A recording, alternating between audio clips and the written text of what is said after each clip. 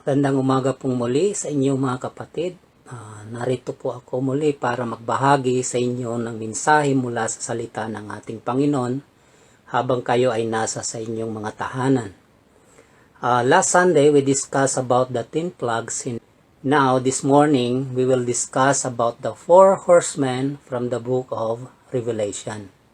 Pero bago po natin puntahan yan, I want to look at some background information which will help you in understanding the timeline involved in this chapter and the rest of the book of Revelation.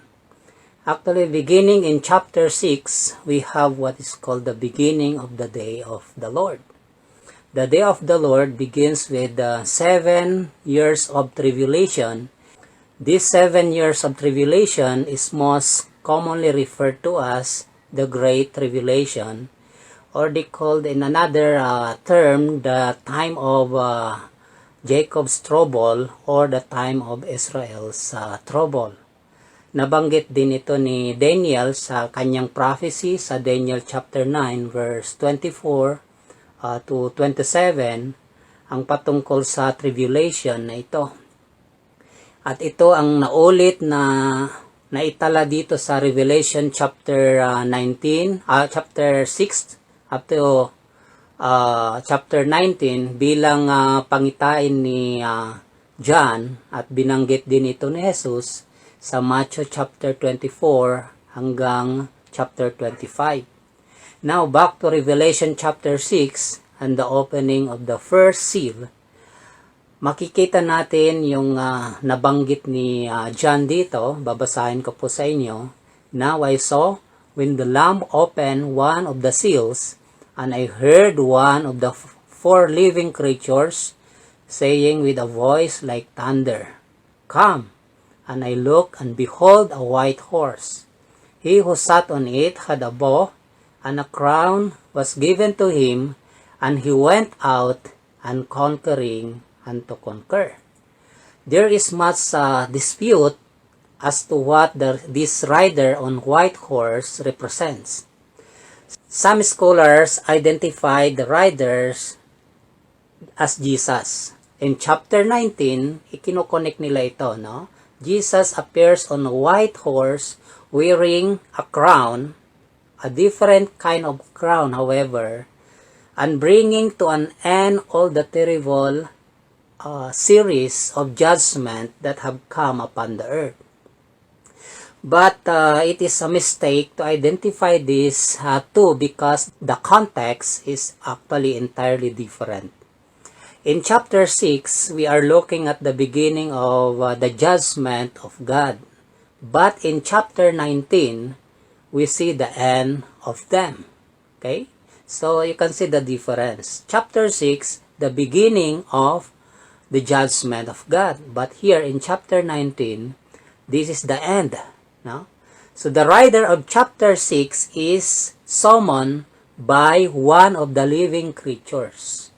But it would be unthinkable for a creature to summon the conquering Christ of chapter 19.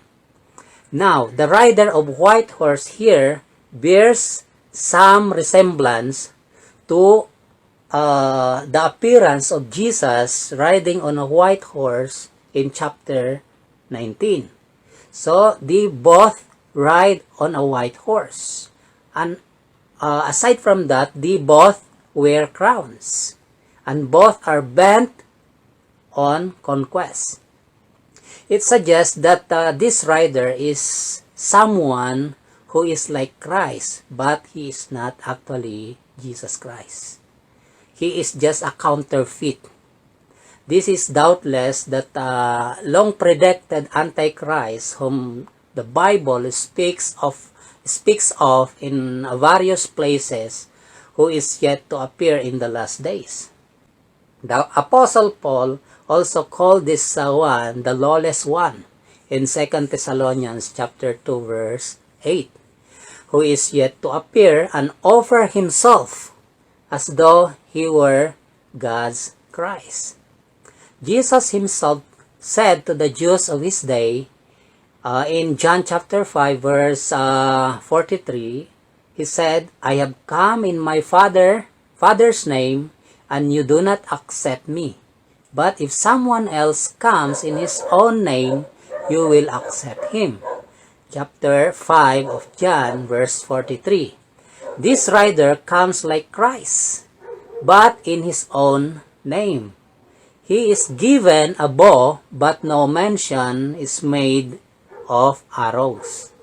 So this appeared to be a bloodless conquest he launches. So what does it symbolize? I think it is clear that it suggests some kind of overpowering of the minds and the wills of men without any physical destruction. Paano ito mangyayari? The answer is by some form of deceit, by lying that misleads and deceives men and overcomes them without the shedding of blood. Jesus speaks to his disciples in Matthew chapter 24, verse 4 to 5. He said, watch out that no man deceives you. For many shall come in my name, saying, I am Christ, and will deceive many. So in Matthew 24, verse 4 to 5, you will find references for the possibility of deception throughout the chapter. Jesus tells his followers not to be fooled. But in Revelation chapter 6, verse 1, many are going to be fooled. Here, we find a king who comes riding in on a white horse, speaking about love, peace. But this is another ruler, and you need to be careful. It is the Antichrist, the counterfeit of the true Christ. We are hardly aware of how much we are being deceived all the time. Like for example, if you turn on the television, social media, etc., we are bombarded by deceitful ideas, fake news, along with mixture of truth that immediately poured into your head or your brain. Like for example, the deception of drugs. Millions of people or young people are being deceived. Deception of cigarettes.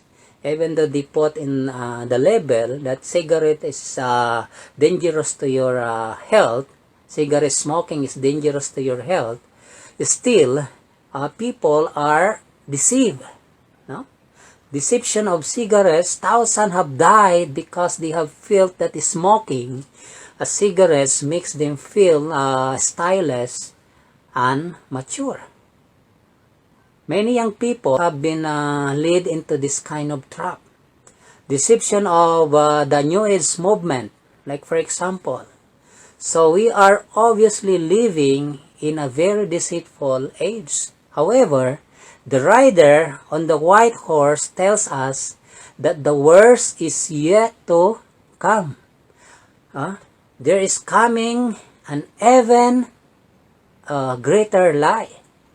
So listen to the words of Apostle Paul in 2 Thessalonians chapter 2 verse 9 to verse 12. It says here, the coming of the lawless one will be in accordance with the work of Satan, displayed in all kinds of counterfeit miracles, signs and wonders, and every sort of evil deceives those who are perishing. They perish because they refuse to love the truth and so be saved. For this reason, God sends them a powerful delusion so that they will believe the lie, and so that all will be condemned who have not believed the truth but have delighted in wickedness. The first conquest by evil is the last days is set in motion when God takes off the reins. Tatanggalin na niya yung rienda at hayaan ang kasinungalingan ay umabot sa sukdulan nito. No? So this is the first horse and the rider represents.